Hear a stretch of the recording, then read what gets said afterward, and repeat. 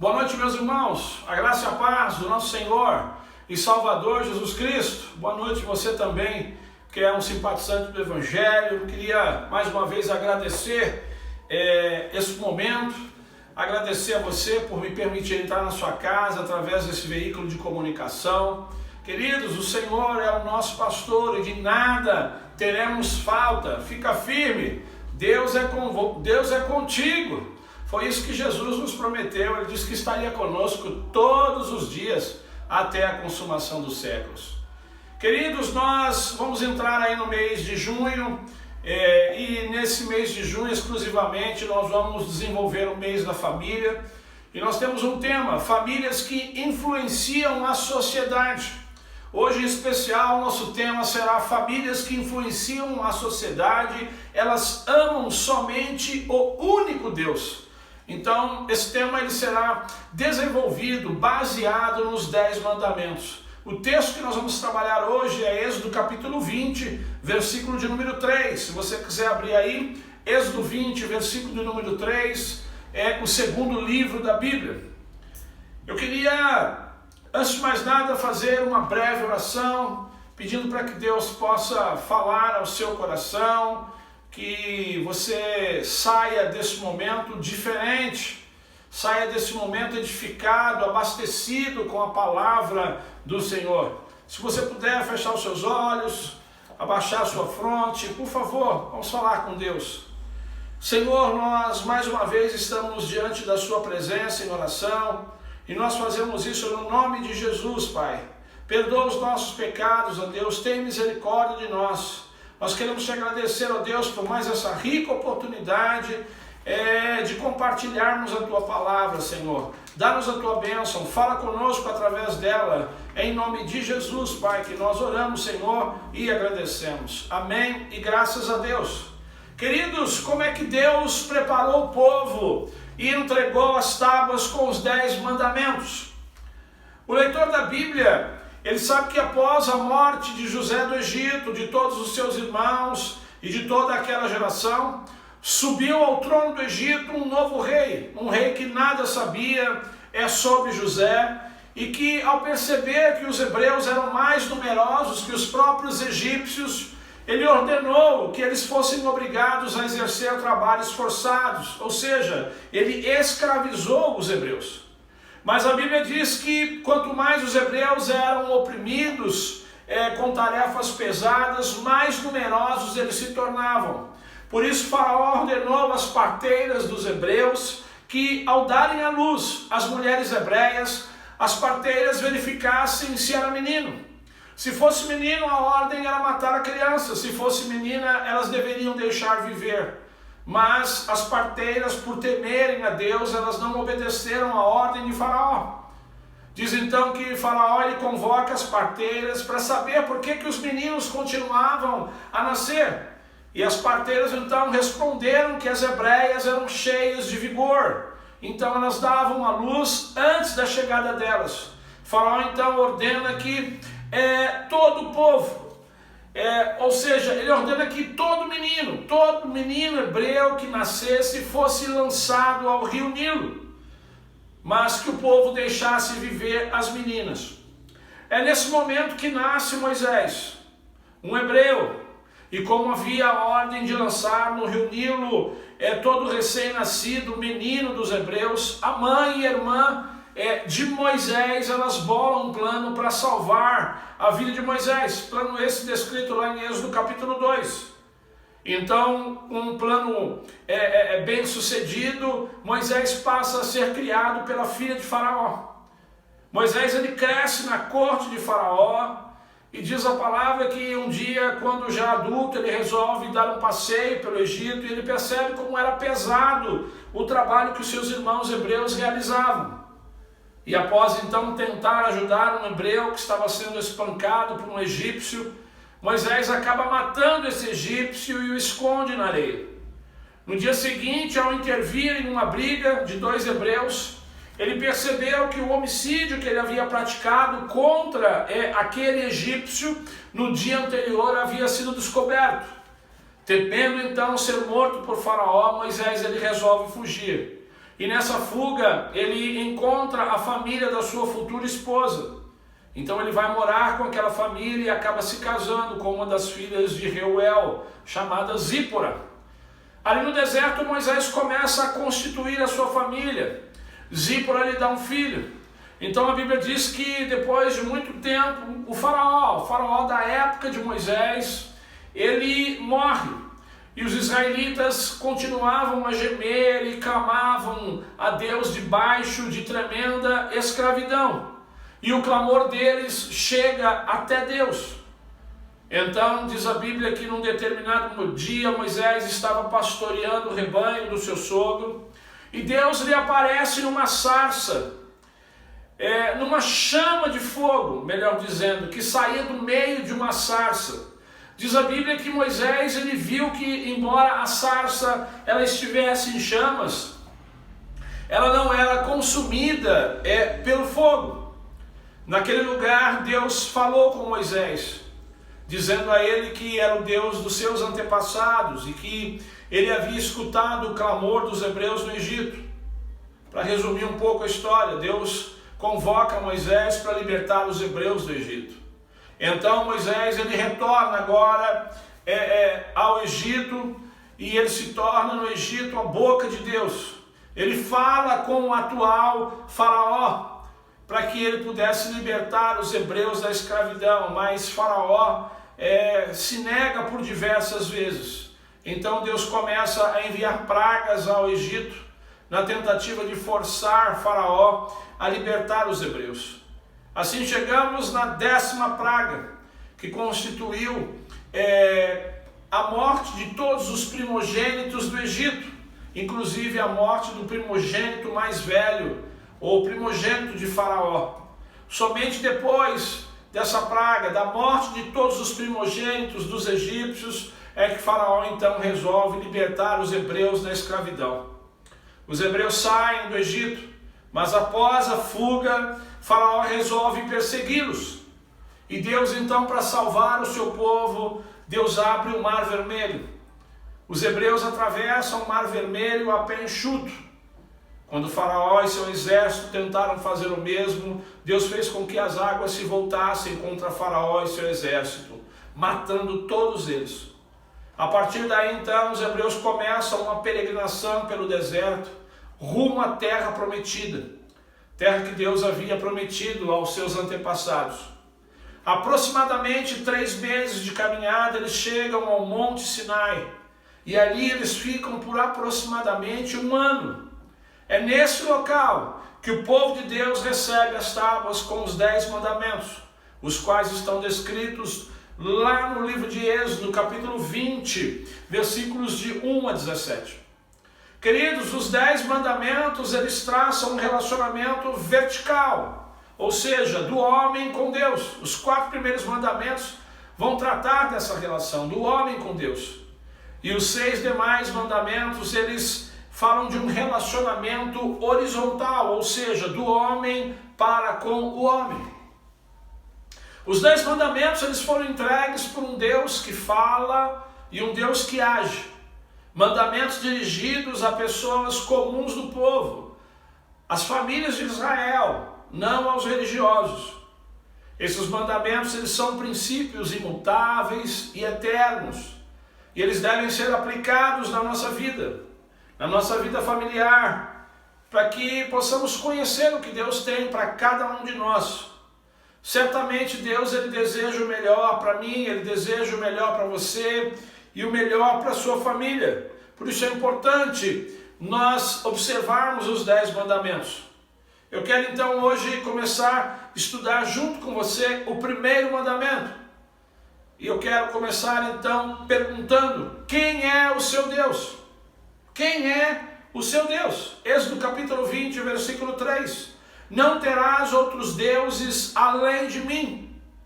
Quando Deus ele entrega esse mandamento, o seu povo ele está adorando um bezerro de ouro no pé da montanha.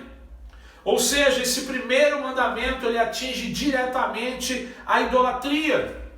Mas ele ataca também o ateísmo. Porque no ateísmo as pessoas dizem: olha, nós não precisamos de Deus. Esse mandamento ele ataca também o politeísmo, porque no politeísmo as pessoas dizem assim: nós precisamos de vários deuses. Esse mandamento ele ataca também o formalismo, porque no formalismo as pessoas dizem assim: olha, nós precisamos ao menos de uma boa religião, de bons ritos. Eu quero perguntar para você, o que é um Deus? O que é um Deus? Um Deus é alguém ou algo que está no centro da minha vida. Um Deus é alguém que está sentado no trono do meu coração. Eu queria aqui dar alguns exemplos. Uma pessoa egocêntrica, ela tem a si mesmo como Deus. Tudo funciona em torno dela. Uma pessoa egocêntrica, ela não admite a necessidade ou o direito do próximo. Outro exemplo, na nossa sociedade atual, o entretenimento, o divertimento, o lazer, ele tem se transformado em Deus de muitos. Infelizmente, as pessoas, elas não abandonam, muita gente hoje não abandona o entretenimento por nada, porque elas dizem que estão exercendo um direito.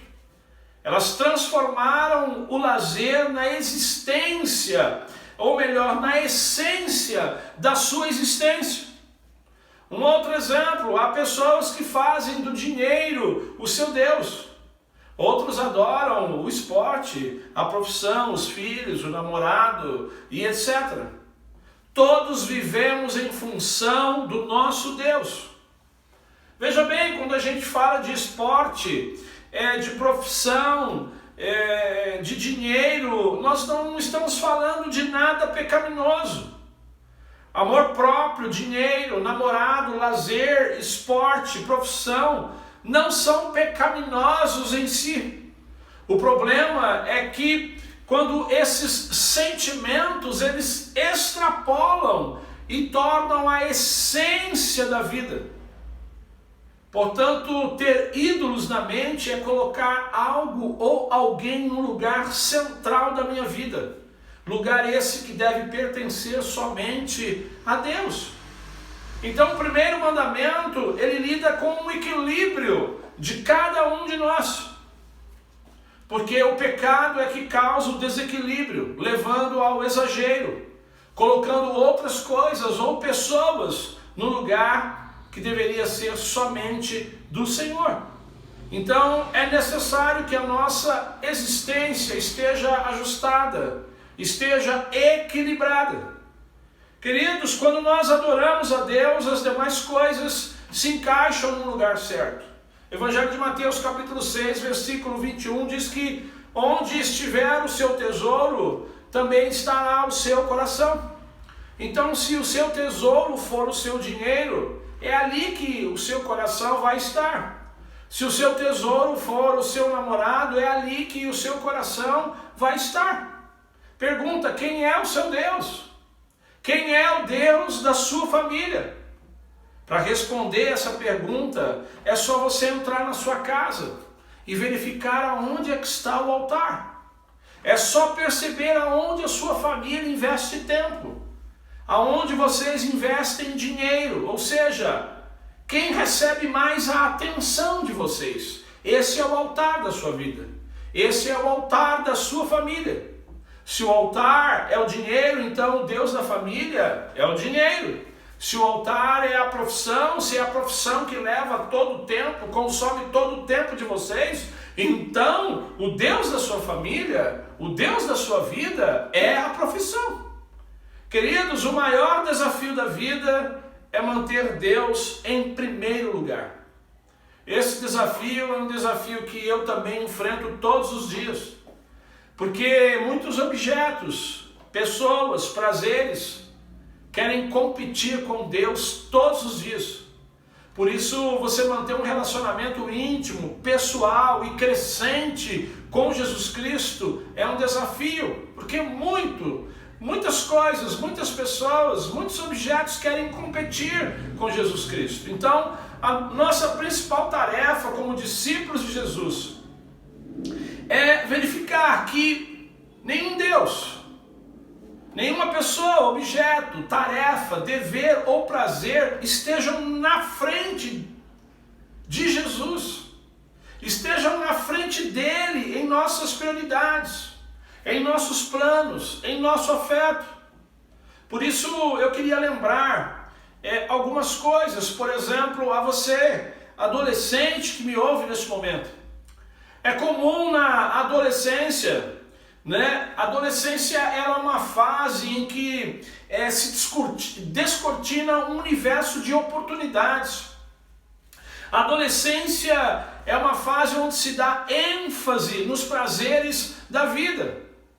Então, essa é uma distorção que quebra o primeiro mandamento.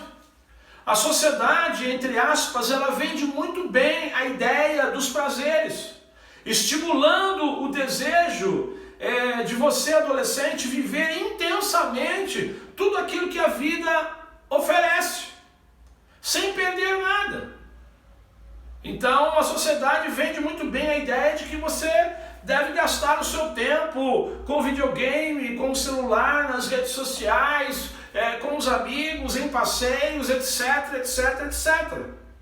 Mas quando nós vivemos tudo aquilo que a vida oferece, quando você vive tudo aquilo que a vida te oferece, Deus deixa de ocupar o primeiro lugar na sua vida. Então presta atenção. Eu quero falar com você também que é jovem. Cuidado com os prazeres da vida. Cuidado com essa ideia de que você precisa viver intensamente também tudo que a vida te oferece. Cuidado com essa ideia de que o mundo vende que você deve experimentar tudo. Porque se você não experimentar tudo, o mundo diz que você está perdendo algo. Cuidado com essa ideia. Porque quando você vive com a ideia de experimentar tudo, Deus também dessa forma vai perdendo o primeiro lugar na sua vida.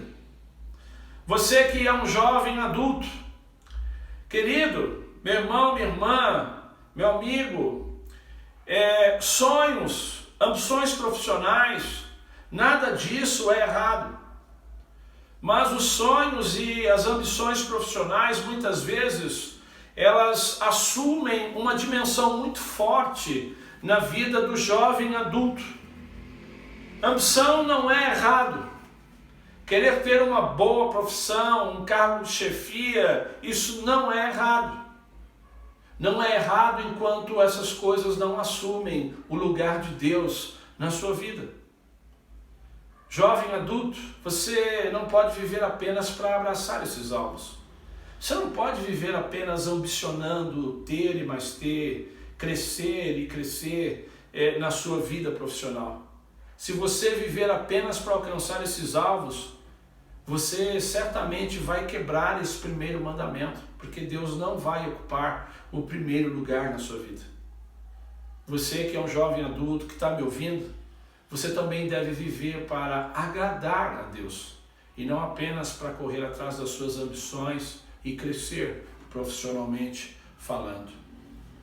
Você que é adulto, que me ouve, eu quero dizer uma coisa para você também. Ter segurança e estabilidade é algo muito importante. Ter uma poupança, um investimento, uma casa própria, seguro, um convênio, aposentadoria, tudo isso é muito importante. Mas viver apenas buscando isso, enquanto Deus vai ficando cada vez mais longe, também é errado. Você também quebra o primeiro mandamento dessa forma, porque Deus, Ele quer ser o primeiro na sua vida também. Queridos, independente da nossa idade, nós devemos tomar muito cuidado, porque ninguém está livre de se tornar um ateu na prática. Ninguém está livre de achar que não precisa de Deus. Tiago capítulo 1, verso 16 diz assim: eles afirmam que conhecem a Deus, mas por seus atos o negam. Se você que está me ouvindo, você é um ateu na prática, ou seja, você vive como se não precisasse de Deus, eu quero dizer uma coisa para você: hoje é dia de mudança na sua vida. Você precisa mudar, você precisa rever os seus conceitos. Segundo, você fez um pacto com Deus? Êxodo capítulo 20, verso 5. Não te prostrarás diante deles, nem lhes prestará culto, porque eu, o Senhor, o teu Deus, sou Deus zeloso, que castiga os filhos pelos pecados de seus pais até a terceira e quarta geração daqueles que me desprezam. Zeloso no hebraico traz a ideia de alguém que zela adorosamente, alguém que cuida e exige dedicação por parte daqueles que o adoram. Exclusividade é o conceito desse texto. Eu quero dar um exemplo para você que fez um pacto com Deus através de Jesus Cristo. Um exemplo para você entender o tipo de exclusividade que Deus requer de você, meu irmão. Que Deus requer de você, minha irmã. Segundo essa ilustração, essa é uma ilustração, mas ela é real. Ela acontece com todos nós, ou com a maioria de nós. Você se casou com o seu cônjuge. O casamento de vocês foi lindo, a festa foi maravilhosa. A lua de mel, então, foi muito bacana. Só que depois vocês voltaram da lua de mel. Eu quero perguntar para você, quando você volta da lua de mel com o seu cônjuge, você aceitaria repartir o seu esposo, a sua esposa com outra pessoa? Claro que não, você está casado com ele ou com ela. Ele é o seu esposo, ela é a sua esposa. Você espera dele ou dela exclusividade. Da mesma forma é Deus. Deus espera de todos nós que um dia confessamos os nossos pecados e recebemos Jesus como Senhor e Salvador das nossas vidas. Deus espera de nós exclusividade. Queridos, Deus quer cuidar de mim, Deus quer cuidar de você. E Ele sabe que ninguém melhor do que Ele pode fazer isso. Então o pacto que você fez com Deus é um pacto de exclusividade. Pergunta, você ora a outros deuses? Você confia em outros deuses? Você confia em superstições, em rezas, em amuletos? Você confia na sua educação, no seu dinheiro, no seu jeitinho? Onde é que você está investindo a sua vida, o seu dinheiro, o seu tempo? Aí está o centro da sua vida. Aí está o seu Deus.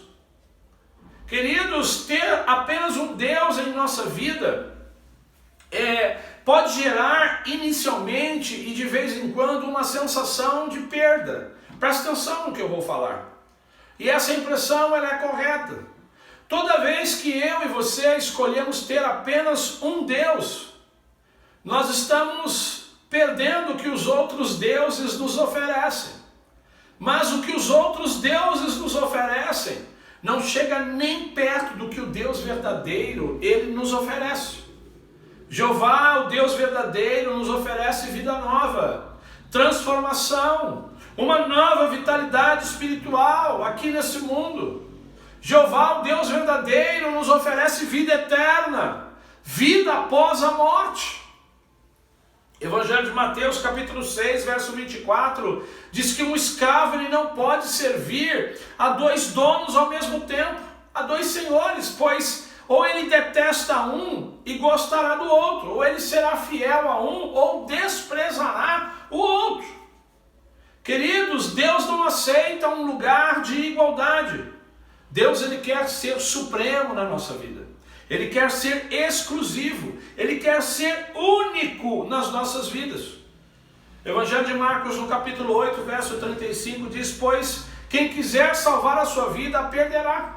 Mas quem perder a sua vida por minha causa e pelo Evangelho, a salvará. Queridos, pureza de coração é desejar uma só coisa: a comunhão com o Pai Celeste, a comunhão com Deus verdadeiro. Quando nós lemos as Escrituras e meditamos no nosso relacionamento com o nosso Deus, nós devemos entender que seguir Cristo como discípulo demandará de mim sacrifícios. Isso é uma outra coisa que eu quero te lembrar. Demanda sacrifícios seguir a Cristo. Você está disposto a pagar o preço para obedecer?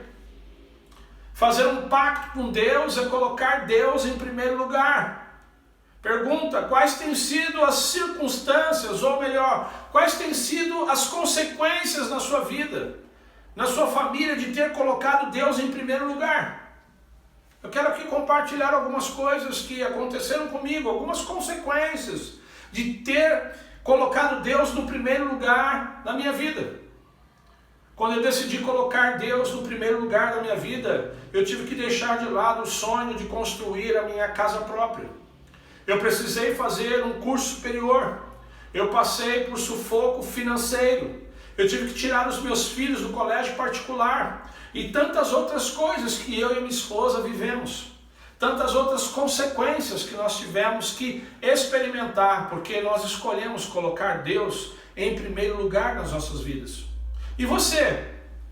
Quais as consequências que você tem vivido por ter colocado Deus em primeiro lugar na sua vida? Essas consequências são fáceis? São difíceis? Quais os ganhos e perdas por ter colocado Deus em primeiro lugar na sua vida? Queridos, quando nós esquecemos a aliança do Senhor, o nosso Deus, e nós negligenciamos a devoção diária, nós podemos ser levados a substituir Deus por alguma imagem esculpida ou por algo que o Senhor nos proibiu. Terceiro e último, como viver esse mandamento? Não terás outros deuses além de mim. Como eu vivo esse mandamento? Sendo vigilante. Em oração. A vigilância e oração são essenciais para nós observarmos, para nós guardarmos esse mandamento. Você e sua família precisam de um propósito claro para viver.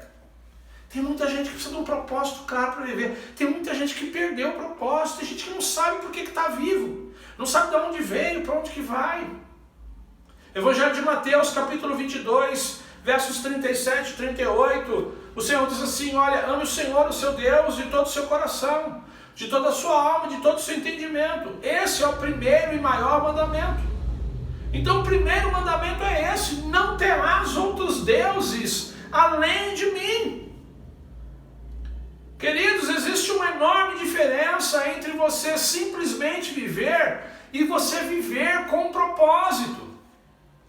Conta a história de um atleta famoso que ele comentou que durante algum tempo tudo que ele fazia tinha a ver com a modalidade do seu esporte. Ele comia, ele dormia, ele falava, ele pensava aquele esporte. Até que ele percebeu um dia que ele não poderia mais praticar aquele esporte. Então o que ele faria da sua vida? Frustração. Frustração. Certamente nós podemos dedicar as nossas energias e anos de vida para muitas causas, para muitos objetivos, mas eu quero alertar você, apenas um objetivo de vida poderá consumir-nos, sem que venhamos a nos sentir frustrados por ele. Apenas um objetivo de vida é que pode preencher a gente, é que pode trazer prazer. Apenas um objetivo de vida é a motivação correta para viver. E o apóstolo Paulo, ele declarou esse propósito para a vida da seguinte maneira, Filipenses capítulo 1, verso 21, para mim, o viver é Cristo. Somente quando a gente vive Cristo, é que a gente tem a motivação certa para viver. Quando a gente vive Cristo, nós não somos frustrados. Essa é a motivação correta para viver. É assim que eu vivo esse mandamento. Não terás outros deuses além de mim. Quando viver é Cristo. Pergunta: Deus é a razão da sua existência? Agradar a Deus está no centro das suas decisões? A sua família pode dizer que Deus é o centro da vida no lar deles? Eu quero concluir. Nós devemos adorar a Deus e somente a Deus. Jesus é a razão da nossa existência. Não mais eu vivo, mas Cristo vive em mim. Esse é o único antídoto para uma vida sem significado. Eu quero falar com você que ainda não abriu o seu coração para Jesus.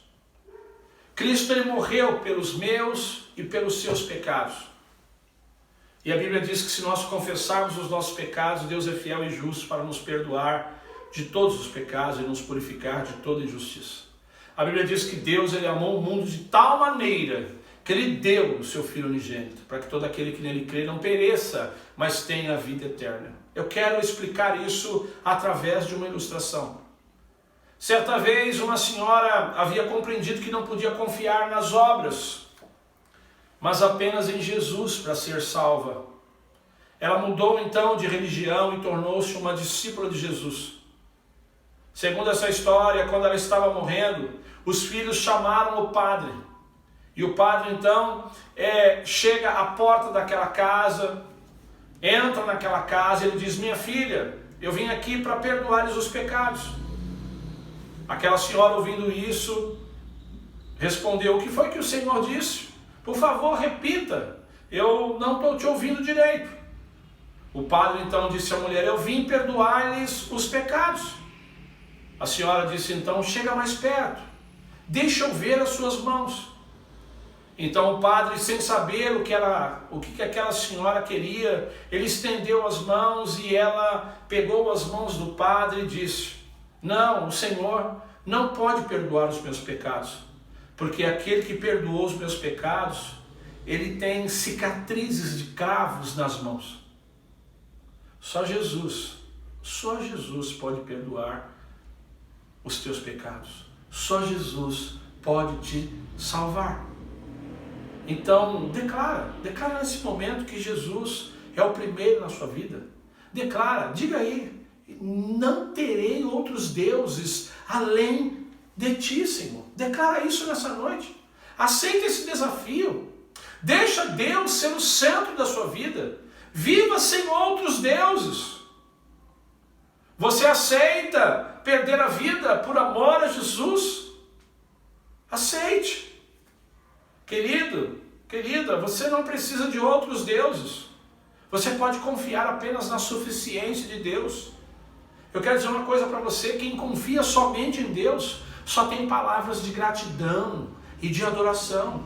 Quem confia somente em Deus percebe a sua vida impactando a vida da sua família, a vida de outras pessoas, a vida da sociedade, porque Deus passa a ocupar o primeiro lugar da nossa vida.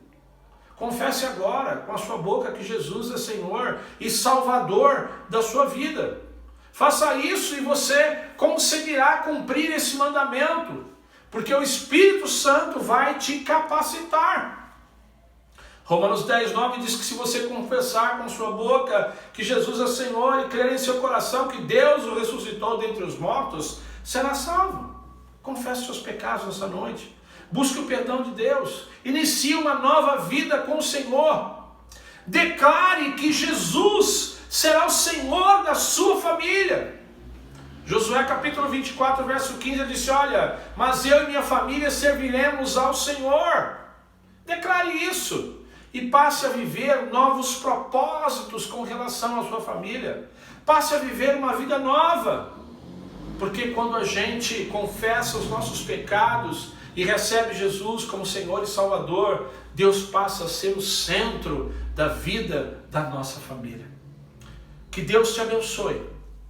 Que Deus lhe dê força, que o Espírito Santo clareie a sua mente e o seu coração, para que você possa fazer a maior decisão da sua vida, se arrepender dos seus pecados e convidar Jesus para ser o Senhor e o seu Salvador.